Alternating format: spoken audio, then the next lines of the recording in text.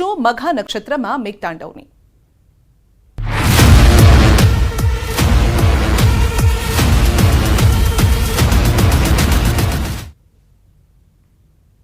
મોરબી વાસીઓને આગામી વર્ષ માટે જળ સંકટનો સામનો નહીં કરવો પડે। તાજેતરમાં પડેલા ધોધમાર વરસાદથી જિલ્લાના ડેમોમાં નવા નીરની આવક થઈ છે। 8 જેટલા ડેમો 100% ભરાઈ ચૂક્યા છે। મોરબીની જીવાદોરી સમાન મચ્છુ 2 ડેમમાંથી 5 વખત આખો ડેમ ભરાઈ જાય તેટલું પાણી છોડાયું છે અને જેથી આ વર્ષે મોરબી પંથકમાં પાણીની કોઈ અછત નહીં સર્જાય। મચ્છુ 1, મચ્છુ 2, ડેમી 1, બ્રાહ્મણી 1 સહિતના વિવિધ ડેમ પાણીથી ભરાઈ ચૂક્યા છે અને જેથી ખેડૂતોમાં આનંદ છવાયો છે। તારીખ 20 થી લઈ અને 29 ઓગસ્ટ દરમિયાન મોરબીમાં 50 વર્ષમાં ન પડ્યો હોય તેવો વરસાદ પડ્યો છે અને આ બાબત ઇન્ડિયન ઇન્સ્ટિટ્યૂટ ઓફ ગાંધીનગર દ્વારા કરાયેલા રિસર્ચમાં સામે આવી છે। મચ્છુ ડેમમાંથી મોરબી તાલુકા અને માળિયા તાલુકાના લગભગ 19 ગામોમાં કેનાલ જાય છે અને કેનાલ થ્રુ આપણે સિંચાઈ કરાવીએ છીએ। 19 ગામમાં પણ આપણે આવતી રવિ સિઝનમાં પૂરતા પ્રમાણમાં આપણે પાણી ચોક્કસ આપી શકીશું। વડોદરાની વાત કરીએ તો અકોટામાં એક સાથે 4 ભૂવા પડ્યા છે। અકોટા રોડ પર 4 ભૂવા પડતા વાહન ચાલકો પરેશાન છે। નવાપુરા, નવા યાર્ડ, વાસણા, કારેલી બાગ, મુંજ મહુડા બાદ અકોટામાં ભૂવો પડ્યો છે। 10 ફૂટ પહોળો અને 10 ફૂટ ઊંડો ભૂવો પડ્યો છે। શહેરમાં ભૂવારાજથી નાગરિકો પરેશાન છે। પૂરના પાણીમાં બધું ગુમાવ્યા બાદ હવે ભૂવાના કારણે જીવ ગુમાવવાનો ડર પણ લોકોને સતાવી રહ્યો છે।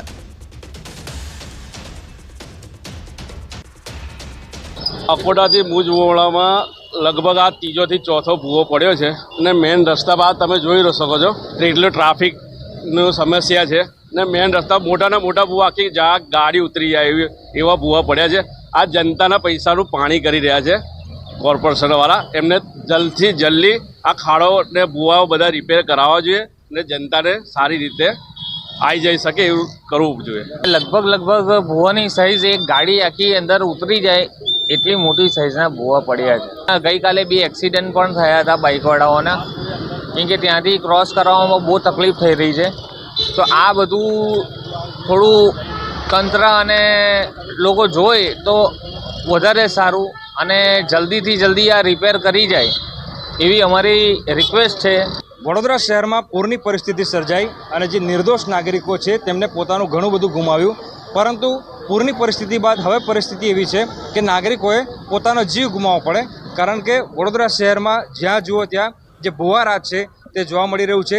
પાલિકાએ જે સ્માર્ટ રોડ બનાવ્યા હતા, રોડ બનાવવા પાછળ કરોડો રૂપિયા ખર્ચ કરવામાં આવ્યા હતા, એ મોટાભાગના રોડ જે છે અત્યારે બિસ્માર થઈ ગયા છે અને રોડ પર મસ્ત મોટા ભૂવા જે છે તે જોવા મળી રહ્યા છે। આ દ્રશ્યો તમે જે જોઈ રહ્યા છો તે અકોટાથી મુંજમોડા તરફ જવાનો રસ્તો છે અને આ જ રસ્તા પર લગભગ 4 ભૂવા પડ્યા છે। થોડા અંતરે એટલે કે 25-25 મીટરના અંતરે જે છે તે 4 જેટલા ભૂવા પડ્યા છે। ત્યારે વડોદરા મહાનગરપાલિકાના જે સ્માર્ટ એન્જિનિયરો છે, સત્તાધીશો છે, હોદ્દેદારો છે, તેમની સામે ચોક્કસથી સવાલો ઉઠે, કારણ કે પૂરની પીડાથી હજી વડોદરાવાસીઓ પૂરી રીતે દૂર થયા નથી। એમાં આ ભૂવામાં પડી જવાની પીડા જે છે તે વડોદરાવાસીઓને સતાવી રહી છે। આખી કાર જે છે અંદર ખાબકી જાય એટલો મોટો ભૂવો જે છે પડ્યો છે। આ એક ભૂવો નથી, પરંતુ આ જ રોડ પર 4 ભૂવા જે છે તે પડી ગયા છે। ઘણો લાંબો સમય થઈ ગયો। સ્થાનિકોએ વોર્ડ કક્ષાએ જઈને રજૂઆત કરી, પરંતુ વોર્ડ ઓફિસમાં સ્થાનિકોની રજૂઆત કોઈ સાંભળે તેવું જવાબદાર વ્યક્તિ હાજર ન હોવાનો સ્થાનિક લોકો જે છે તે આક્ષેપ કરી રહ્યા છે। ત્યારે વડોદરા મહાનગરપાલિકાના સત્તાધીશો જે છે તેમની હજી સુધી ઊંઘ ઉડી નથી। ત્યારે આજે ભૂવામાં કોઈ નિર્દોષ નાગરિક ખાબકે અને કોઈનો જીવ જાય ત્યારબાદ જ વડોદરા મહાનગરપાલિકા ભૂવાનું સમારકામ કરાવશે કે કેમ, તે સૌથી મોટો સવાલ જે છે તે અહીંયા ઊભો થઈ રહ્યો છે। હાર્દિક દીક્ષિત, ન્યૂઝ 18 ગુજરાતી, વડોદરા। વડોદરાના મુંજ મહુડામાં પડ્યો છે મહાકાય ભૂવો। ટ્રાફિકથી ધમધમતા રોડ પર ભૂવો પડતા ફફડાટ ફેલાયો છે। મોટું વૃક્ષ ભૂવામાં ગરકાવ થઈ ગયું છે। સ્થાનિકોએ ફાયર બ્રિગેડની મદદ લેવી પડી છે। અકોટાથી મુંજ મહુડા તરફ જવાનો રોડ બંધ કરવો પડ્યો છે।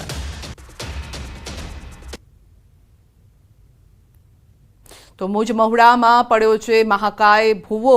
ત્યાંથી અવરજવર કરતા લોકોને પણ મુશ્કેલી નડી રહી છે, કારણ કે ભૂવો પડ્યો સાથે વૃક્ષ પણ ધરાશાયી થઈ ગયું છે। આસપાસનો રસ્તો પણ ઉબડ-ખાબડ થઈ ગયો છે, જેથી લોકોને ત્યાંથી જે પસાર થાય છે વાહન ચાલકો તેમને મુશ્કેલી નડી રહી છે। તો પાટણ જિલ્લાના બિસ્માર બનેલા સાંતલપુર નેશનલ હાઈવે એકનો ભોગ લીધો છે. ખાડાના કારણે ટ્રેલર ચાલકે ખાડાના કારણે સ્ટીયરિંગ પરથી કાબુ ગુમાવ્યો, અકસ્માત સર્જાયો. ટ્રેલર ચાલક આગળના કાચમાંથી બહાર નીકળી નીચે પટકાયો હતો. તો બિસ્માર રસ્તાના કારણે તેમજ તંત્રના પાપે એકે જીવ ગુમાવવાનો વારો આવ્યો છે અને સિંઘાડા ગામ નજીક દુર્ઘટના સર્જાઈ છે. અકસ્માતના પગલે અન્ય લોકોમાં પણ ભય ફેલાયો છે.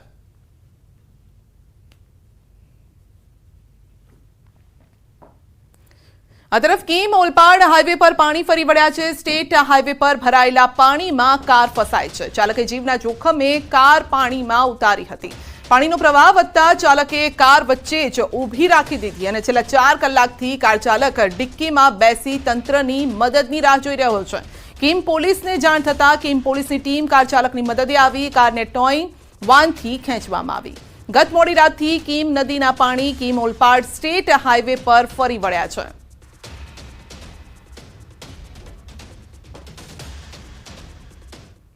સુરતના મોટા વરાછા રોડ પર ટ્રક ફસાઈ છે. વરસાદના કારણે ડામરનો રોડ બેસી ગયો છે અને મોટા વરાછામાં સુદામા ચોકથી યમુના ચોક ખાતે જતા શબરીધામ ગેટ પાસે ટ્રક ફસાવાની ઘટના બની છે. ચોમાસાની ઋતુમાં ભારે વરસાદના કારણે રોડ રસ્તા પોલા થવાથી આ પ્રકારની ઘટનાઓ બની રહી છે. બીજી તરફ મોટા વરાછા વિસ્તારમાં રોડ રસ્તા બનાવનાર કોન્ટ્રાક્ટરનો ભ્રષ્ટાચાર સામે આવ્યો છે. રોડ બનાવતી વખતે રોડમાં સરખું પુરાણ ન કરવાના કારણે વારંવાર આ પ્રકારની ઘટનાઓ બની રહી છે.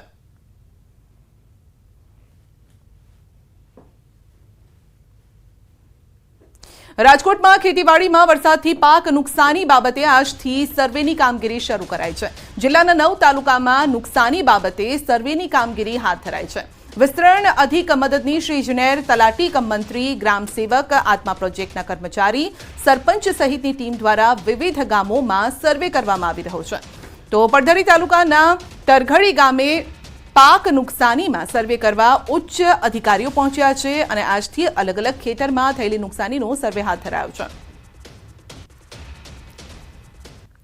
જે પણ ખેડૂતોની રજૂઆતો હોય છે અને ખેડૂતોને હકીકતમાં જે લોકોને નુકસાન હશે તેમનું કેટલું ટકાવારી મુજબ નુકસાન છે. જો 33% કરતાં વધારે નુકસાન હશે તો સરકારની જે ગાઈડલાઈન છે NDRF અને SDRFની જોગવાઈઓ મુજબ એમને ભવિષ્યમાં સહાય ચૂકવવાનું નક્કી કરવામાં આવશે. ત્યારે વરસાદ પડ્યો 4-5 દિવસ પહેલા અતિશય ભારે વરસાદ પડ્યો ત્યારે બધું લગભગ 80 થી 90% પાક નિષ્ફળ ગયેલ છે. ત્યારે અમારે ખેડૂતને સંતોષ એટલે નથી, એનું કારણ કે હજી તો અમારે એકાદા 2 ખેતર જ આજે લેવાના છે. બાકી તમામ ખેતર લેતી પછી ખેડૂતને સંતોષ થાય કે ભાઈ અમારું સર્વે કરી ગયા છે.